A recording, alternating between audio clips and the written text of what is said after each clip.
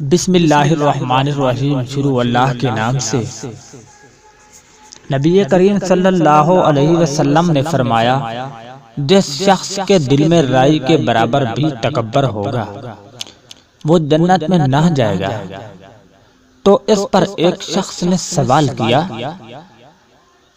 آئے اللہ کے رسول صلی اللہ علیہ وسلم، ہر شخص چاہتا ہے کہ اس کا لباس اور جوتے وغیرہ اچھے ہوں، تو کیا وہ بھی جنت میں نہیں جا سکے گا؟